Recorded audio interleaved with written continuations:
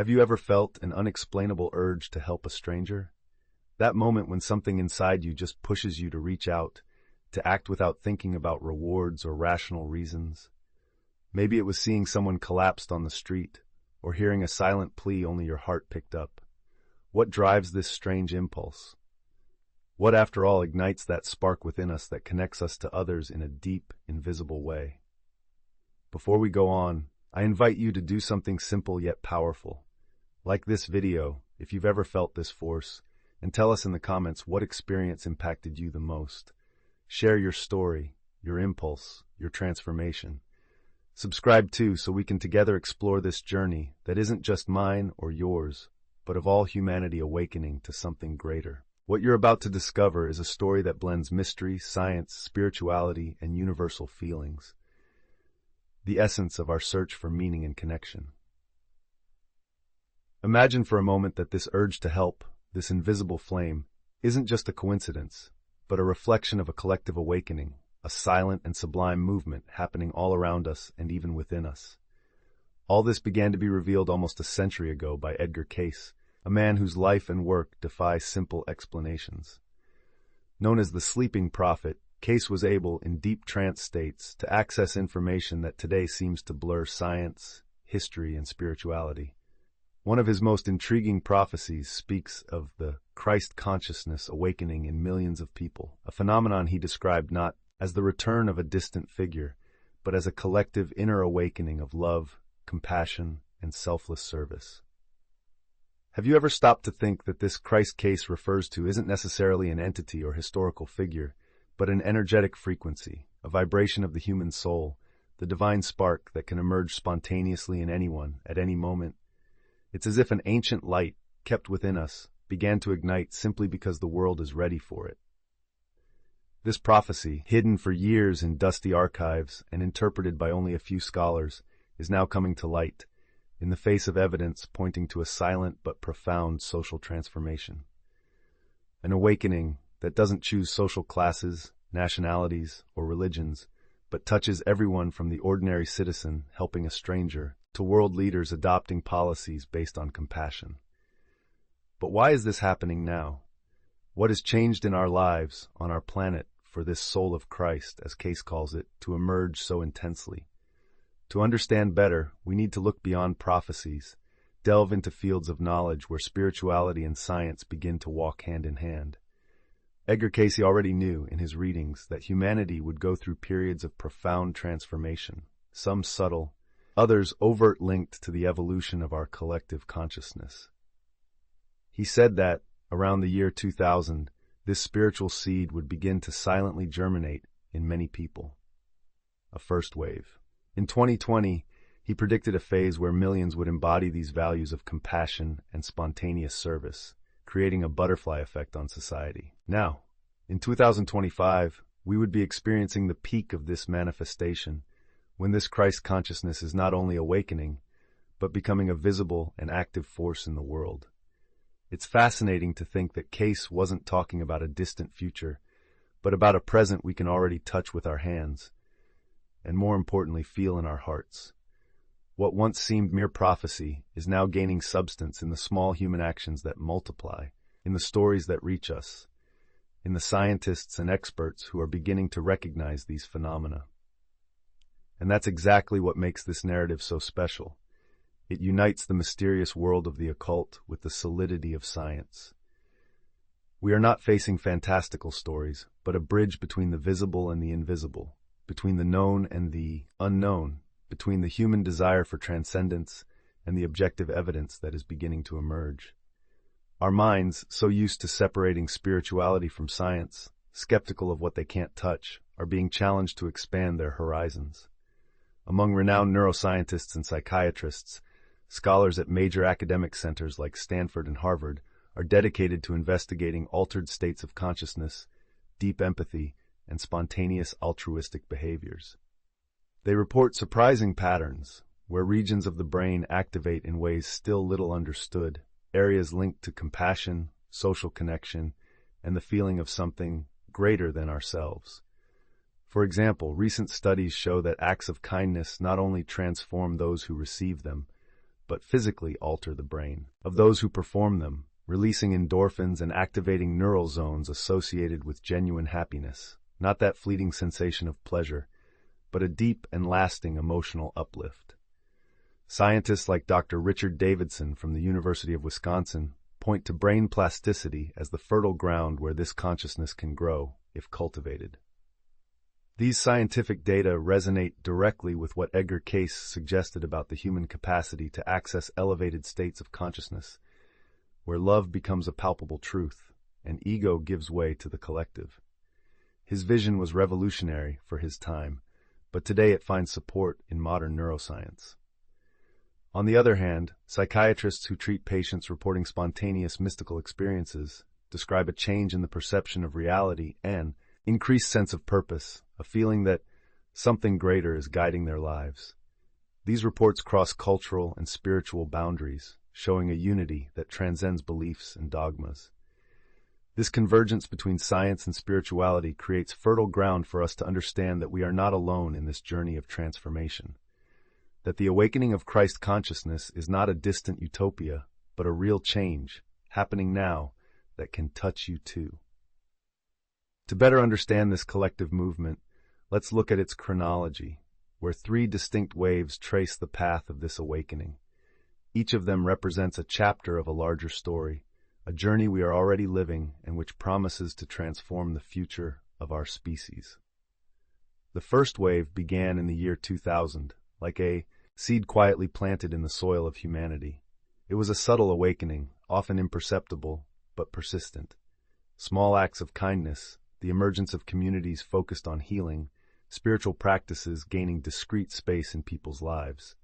This phase, far from being grandiose, was fundamental to prepare the ground, stir dormant consciences, create an environment where change could erupt.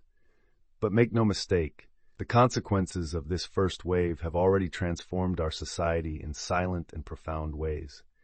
The increase in empathy, the valuing of volunteering, the growth of online emotional support networks, and the renewed interest in mindfulness and meditation practices, all of this is part of this embryo of awakening.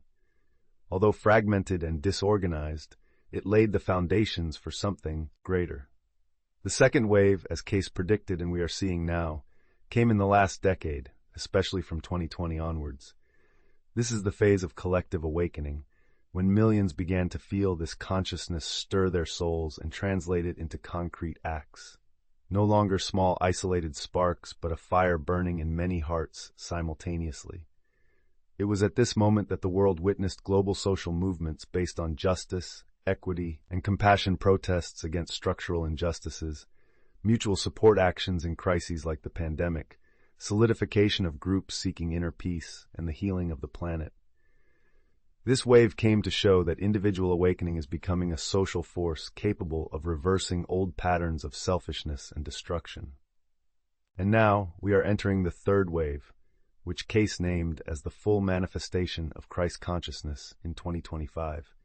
Here, transformation ceases to be something restricted to specific groups or isolated occasions, to become a massive and structuring phenomenon, a new era where compassion and unconditional love are not only ideals, but daily practices in various sectors of society. We are talking about a movement that is not invisible. It already appears in leaders who govern with empathy, in companies that adopt social purpose as their basis, in communities that value collective healing. But more importantly, it happens within you and me, in the silent awakening we feel when we choose to act from the heart. This timeline is not just a sequence of chronological events. It represents an emotional, spiritual, and scientific escalation that involves all humanity, starting with small sparks and culminating in a light that promises to illuminate our path in the near future. And to understand how this manifests, nothing better than to approach real stories told by ordinary people who, often without knowing it, are protagonists of this awakening. People like Michael Chen, a nurse in New York, who described moments where his gesture of care went beyond simple work and became a deep connection of healing and love. Or Maria Santos, a teacher in Brazil, who felt an urgent desire to help needy children, acting without seeking recognition, just because her heart wouldn't let her remain indifferent. These testimonies are moving, because they show us that the force of awakening is not something distant, mythological, but pulsating in real lives, full of pains and joys, doubts and certainties. Transformation doesn't just happen with grand figures, but with ordinary people who, by choosing compassion, become lighthouses of light in their communities. And the most surprising thing is that these experiences seem to follow consistent patterns: sensations of unconditional love, spontaneous service, a sense of mission that transcends personal interests. This emotional signature is the hallmark of Christ consciousness awakening in every human being. But we don't stop here. What makes this moment unique and powerful is the fact that the awakening is happening simultaneously in religions, cultures, and different fields of knowledge. From Buddhist monks in remote temples to scientists in technology labs, from artists who express the beauty of the world to activists who fight for social justice. This multidisciplinarity and universality prove that the phenomenon transcends divisions and creates a pulsating unity, reaffirming the idea that awakening is for everyone, without exception. We are all connected, and this connection is strengthening every day. Stay with us, because we will delve deeper into how traditional science faces this challenge, the quantum theories that are beginning to explain the inexplicable, and how this silent movement can be the greatest awakening in human history. But it's already time for you to reflect. Could that impulse you felt to help someone, that desire to do good for no apparent reason, be your own Christ consciousness manifesting? Are you also slowly joining this journey that is transforming the world? This is the beginning of an adventure that can change everything: your life, the lives of those around you, and the future we will build together. So once again, like, comment, subscribe, and prepare to experience this awakening with us. Nothing touches us more deeply than the truth spoken with the eyes. It's there, in the gaze of someone who witnessed the invisible, that we realize we are not alone. What Edgar Cayce predicted with words, thousands now live with their souls. In hospitals, in schools, on the streets, in homes, in ordinary places, awakened hearts are acting, even if many don't even know how to name what's happening inside them. Michael Chen never thought about faith. A nurse in a public hospital in New York, he grew up surrounded by science, routine rituals, and a reasonable belief that everything has a medical explanation. But something changed after the pandemic. He began to feel that his hands knew what to do even before his mind processed it. He started having powerful intuitions. He avoided accidents seconds before they happened. He chose comforting words with a precision that even the most hardened patients recognized as something out of the ordinary. In an interview with a team of researchers from the Institute of Integrative Medicine, Michael was asked about his motivations. He replied, with tears in his eyes, "I don't know how to explain it. Sometimes I feel like it's not me taking care of them. Something bigger is guiding me, as if every touch carried the intention of 1,000 souls." In another part of the world, in the hinterlands of Ceará, Brazil, Maria Santos, a retired teacher, began to care for disabled children in the vicinity, even though she had no resources or obligation. She cleaned, taught, fed day and night. When asked why, she said, "I know it's the Christ, but not the one from the churches. It's a new Christ. He doesn't speak, but he asks, and I can't say no."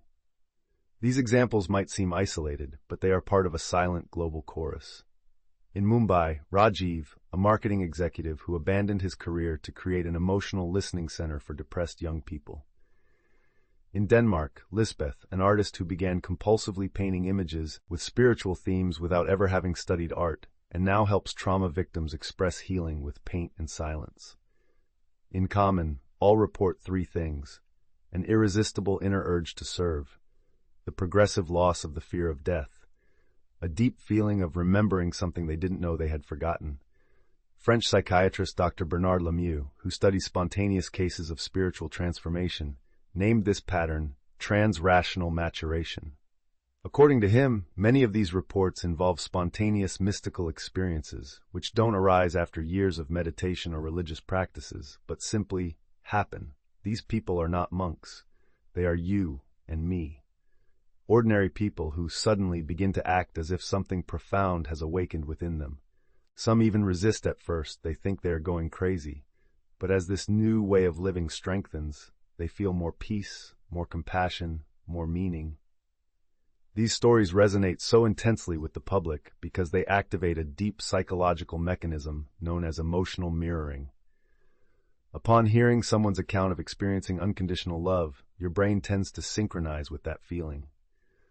A hormone called oxytocin is released, creating bonds of empathy. That's why so many people cry when they hear these stories. It's not just emotion, it's neuroscience. And more than that, it's the collective awakening being witnessed. When all areas start feeling the same thing, if this phenomenon were restricted to one religion, one culture, or one country, we could explain it as a coincidence. But it isn't. What we are seeing is spirituality dissolving boundaries and taking unexpected forms in all areas of life. In medicine, we see a growth in the number of professionals who approach the patient as an integral being, body, mind, and spirit. Hospitals in Germany and Switzerland already incorporate soul therapists in terminal beds. Patients report relief from simple gestures of emotional presence. Science proves that when the patient feels understood and welcomed, the immune response improves. In education, teachers report profound changes in attitude and vocation. They don't just want to deliver content, but to form conscious human beings. In countries like Finland and New Zealand, compassionate teaching is already part of the curriculum.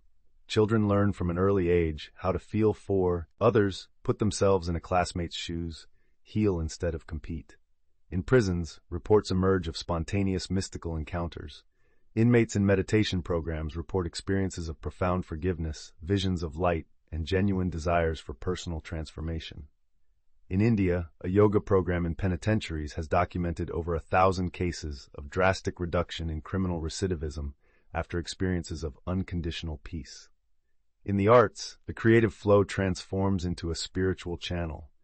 Musicians, filmmakers, and painters report altered states during their creation, and the resulting work emotionally touches the public in ways they themselves don't understand.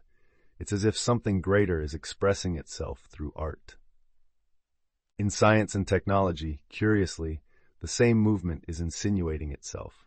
Engineers developing technologies based on harmonious principles of nature.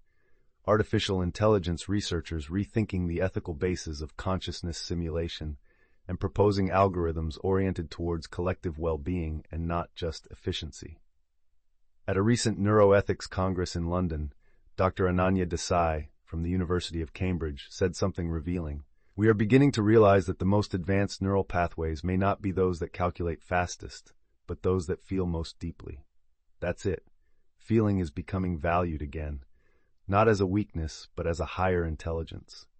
Spirituality, once isolated in temples or ceremonies, now infiltrates society, organically, unexpectedly, almost as if it had a life of its own. Edgar Cayce said that the Christ would return not through the clouds, but from within those who allowed themselves to be channels. According to him, this Christ would be recognized not by the miracles he would perform, but by the silent good he would spread. And that is exactly what we see today. A silent multitude transforming the world, drop by drop. And perhaps the strongest point, when we see all areas aligning under this frequency of compassion and light, we realize that this is not about faith or belief. It's about an update of human consciousness as a living system. Reality is more mysterious than we thought. For a long time, science avoided overly spiritual topics. It was the pact of the method. Only what can be proven is considered real. But little by little, this pact is crumbling. Quantum mechanics opened a rift in this paradigm more than a century ago, showing that reality behaves in bizarre, unpredictable, and profoundly conscious ways. Today, leading physicists like Nassim Haramein, Amit Goswami, and Carlo Rovelli openly talk about consciousness as a fundamental principle of the universe. They suggest that matter as we know it is just an expression of something more subtle, a vibration, an intention, an invisible intelligence. In laboratories, we have conducted experiments where particles behave differently depending on the observer's intention. The famous double-slit experiment is almost a modern poem confirming ancient spirituality. Reality changes according to our consciousness. We are participating in the creation of what we see. And then comes the uncomfortable question. If our consciousness can shape reality at subatomic levels, what does that mean for our emotions, for our desires, for our sudden altruistic actions. Some scientists reluctantly are beginning to admit, perhaps consciousness is not in the brain, perhaps the brain is just the receiver, like a radio, and what we call spirit, soul, or inner Christ would be the signal being picked up. These ideas, once banned from academic halls, are gaining ground. Stanford University recently created a study center on expanded consciousness phenomena. Articles exploring near-death experiences, NDEs, synchronicities, and unconditional altruism are now being taken seriously. Richard Moss, a renowned psychiatrist from the United States, recently published a study analyzing 413 reports of people who had a radical life change after an unconventional experience, such as visions, sensations, or inexplicable intuitions. The study concludes something interesting. Those who went through such experiences developed a greater sense of life purpose, loss of fear of death, increased empathy, a recurring desire to serve others selflessly. Exactly the same elements that Edgar Cayce described as signs of the inner Christ awakening. But there is resistance. Traditional science still prefers the neurobiological explanation. Many reject the idea of consciousness outside the brain simply because it would require a new model of reality, something that will shake the foundations with which we built not only our homes, but our social identities. Even so, some move forward, even under criticism. Scientists who risk their careers to seriously study the spirit, physicists who refuse to pretend they didn't see what they saw, and ordinary people, those who have already awakened internally, who know, even without external proof, that something essential has changed. Perhaps, in the end, the awakening of Christ consciousness is not something to be proven, but felt. It doesn't fit in test tubes. It flourishes in the silence of mornings, in the glance between strangers, in the choices we make when the world isn't watching. And you, have you felt it? In the next topics, we will explore consistent patterns of this personal transformation worldwide, how thousands of people, without knowing each other, have almost identical awakening experiences. Get ready, because what's coming is not just exciting, it's transformative, a spiritual signature repeating in millions. It doesn't matter if we're talking about a nurse in Nigeria, a programmer in South Korea, an activist in the favelas of Rio de Janeiro, or a monk in Nepal. The stories are distinct, but the transformation is the same. There is a mysterious emotional coherence emerging in every corner of the planet. People awakening in different ways, in different contexts, but experiencing the same feelings, the same visions, the same forgotten wisdoms that seem to come from a place no one can explain, but everyone recognizes when it happens. When we ask these people what changed within them, the answers repeat. Different words, different languages, varied ages, but the content is always similar. First comes a deep peace, unrelated to external circumstances. Even amidst chaos, there is an inner silence that comforts. Soon after comes an almost uncontrollable urge to serve, to help, to alleviate the suffering of others. An impulse not born of guilt, obligation, or vanity. It is pure, it is selfless, it is natural. And then comes the third element, a sense of mission, a living sensation that they are here for a specific purpose. Even without knowing what it is, they feel they can no longer live on autopilot. There is a calling, a direction. These three elements, peace, service, and purpose, form what experts have begun to call the vibrational signature of Christ consciousness. A type of energetic field that, though invisible to the eyes, manifests with unquestionable emotional and behavioral intensity. Most interestingly, science is beginning to catch up. A study conducted in Israel followed 600 people who reported spontaneous mystical experiences. The patterns detected coincide with what we have just described. All experienced rapid transformations, accompanied by the renunciation of old toxic patterns and the emergence of a feeling of universal love. Neuroscientist Dr. Daniel Kahari from Tel Aviv University stated, "It's not possible that so many similar reports arise from such different cultures at the same time by chance. Something is touching these individuals at the structural level of their consciousness. It's almost like a new operating system of the soul being activated. And you might be feeling it already. Maybe you can't explain it. Maybe you think it's just an ethical desire or an emotional phase. But what if it's more? What if it's the real call? What if what Edgar Cayce predicted as the Christ awakening in the flesh, is beginning in you. This emotional convergence is not just mystical, it redefines human identity. What if we were always made for this? To be living channels of divine love, to express the Christ not in words or beliefs, but in concrete, silent, powerful actions. You may have already started. You can be part of this even without knowing it. And have you been touched by this calling? Now stop for a moment. Breathe. Ask yourself courageously, have you felt this? Have you ever felt a love that no one could explain, not even you? Have you been overcome by a compassion so deep it made you cry when you saw pain in another person's eyes? Have you noticed an invisible presence lightly blowing comfort in the midst of your darkness? Have you felt that you can't stand living on autopilot anymore? That nothing fulfills you as before, and that you can no longer ignore the pain of others?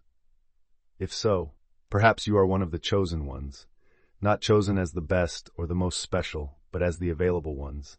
Those who accept to feel, those who accept to change, those who accept to be touched. Edgar Cayce said that the soul of Christ is not imposed, it asks permission, it knocks on the door and waits. It offers itself, but never forces. Do you want to open it? This is the most important part of this entire video, because now we are no longer speaking in the third person. Now it's about you. Yes, about you. You can be part of the prophecy. You can be more than a spectator of the world. You can become an agent of the light it so desperately needs. You can leave, in every human encounter, a living seed of Christic compassion. The question we leave here is not just to think about, it's to feel. Are you ready to remember who you are? If this calling touches something within you, say so. Comment here, I feel it. Just those 2 words, so that the current expands, so that others who might be ashamed to speak can feel seen. And if you feel it, don't hide it from yourself anymore. Be who you always were before you forgot. The new earth is coming, and it lives in you. The soul of Christ is not returning as a figure in the skies. It is emerging from the earth from within us. From your choice to love instead of judge, from your silent gesture of care, from your yes to this calling, we are the second birth of Christ. No longer in the form of a single life, but of millions. No longer in a sacred place protected by walls, but on the streets, on social media, in hands that wash dishes and in those that hold wounded hands, in the heart of the single mother, in the gaze of the young activist, in the weariness of the middle-aged man who chooses to start over. This is the prophesied time. 2025 is not an ordinary year. It is a portal, a decisive moment where each awakened soul weighs more than 1,000 asleep. The era of separation ends when we look at others and see the reflection of the divine. When we help without a camera, when we cry without hiding, when we save lives just with our presence. The new Christic incarnation has no title, it has no religion, it has no sect. It has action, compassion, surrender. This is the new mission. This is your mission. And now it's up to you. If these words touched you like this video, it's more than helping the channel. It's showing that consciousness is waking up. Comment, share, and most importantly, be. Be that channel. Be that point of light in the dark. Be the transforming presence. Because the soul of Christ is awakening, and the place it wants to live is in you.